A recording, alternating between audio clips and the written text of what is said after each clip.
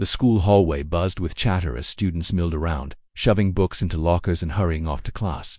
The scent of floor polish mixed with cheap cafeteria pizza hung in the air. Emily clutched her books tight against her chest, her knuckles white. It was only her third day at this new school, and already the stairs felt heavy, like every whisper might be about her. As she turned the corner, her heart sank. Standing right in the middle of the hallway was Brian, the biggest jerk in school. Everyone knew him, and everyone tried to stay out of his way.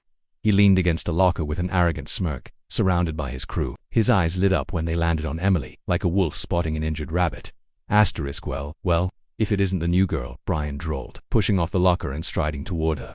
Emily tried to slip past him, her gaze downcast, but he stepped in front of her, blocking the way. Hey, hold up. You know there's a tax for walking down this hallway, right? He tilted his head, grinning. His friends snickered behind him.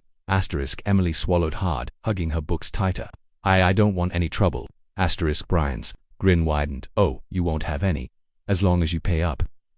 Then, with a sudden jerk, he knocked the books right out of her hands. They hit the floor with a loud smack, papers spilling everywhere. A few kids nearby laughed or quickly looked away, pretending they hadn't seen anything. Emily's cheeks burned, tears stinging the corners of her eyes. Brian stood over her mess, smirking like he'd just won a prize. Oops, clumsy you. Better pick that up before someone steps on it. The hallway echoed with cruel laughter, but Emily took a slow breath and knelt down, her eyes narrowing just slightly, something Brian was too busy gloating to notice. Emily's hands moved calmly as she gathered her scattered papers. Her face, the picture of quiet humiliation, or so it seemed. Inside, though, a spark had ignited. She carefully stacked her books, her expression unreadable. Brian leaned closer, looming over her like a shadow, chuckling with his friends. Simon, hurry up. Maybe I'll give you a break today if you say please. Brian, let me go, he taunted, his voice dripping with mock sweetness. His buddies burst out laughing. Emily slowly stood up, clutching her books against her chest once more. Her eyes met Brian's, steady and calm. There was something in her gaze he didn't quite understand, something that made his grin falter just a bit.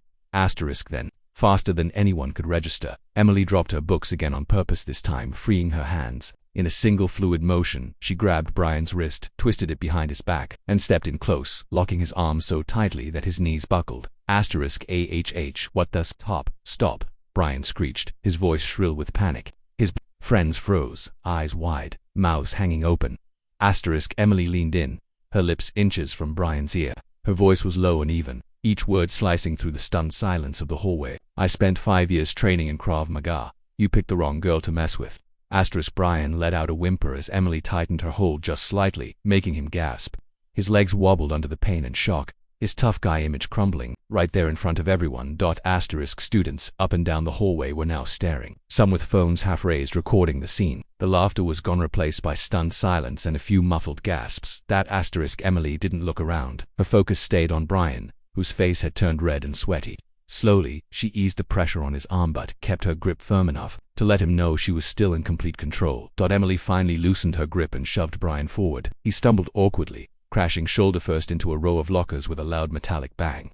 The noise echoed down the hall, followed by a stunned hush. Brian's face twisted with pain as he cradled his arm, turning back to look at Emily with wide, terrified eyes. His friends were no longer laughing. They hovered a few feet behind him, frozen, uncertain whether to step in or pretend they didn't even know him. A few students who'd been recording let out small, disbelieving laughs like they couldn't believe the school's biggest bully had just been thrown around like a rag doll. Please, I'm sorry, Brian croaked, his voice cracking. His eyes darted nervously around the hallway, desperate to see if anyone was still filming. Many were. I didn't mean anything by it, okay? We were just joking around, right guys? His friends shuffled uncomfortably, avoiding his pleading gaze. No one came to back him up.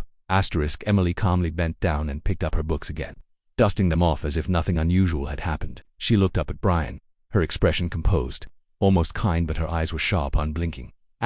Here's what's going to happen, she said softly, but with a firmness that made Brian flinch.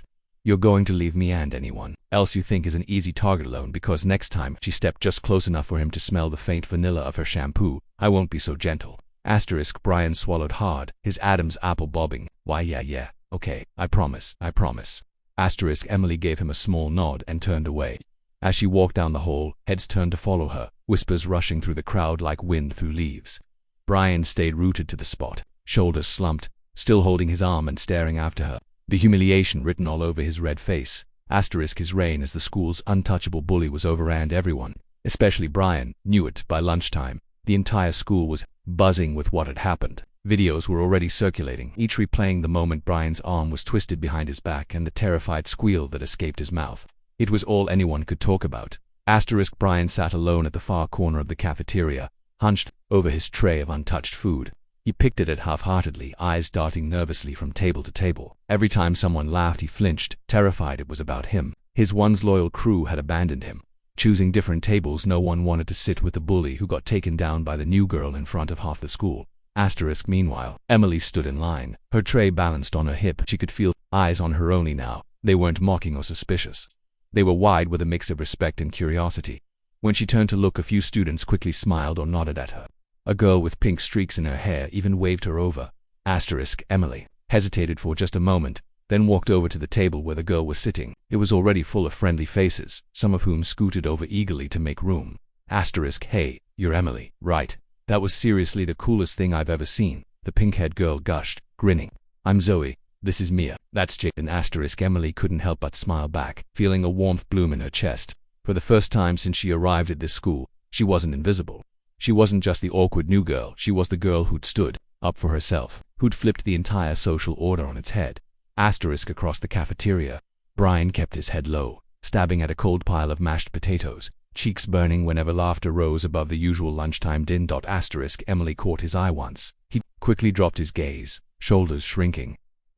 She took a slow breath, feeling lighter than she had in months. Around her, new friends chatted and laughed, welcoming her into the fold without question. The message was clear. This school wasn't going to be like the last. Here she wasn't someone to be pitied or ignored or bullied. Here she had already earned her place.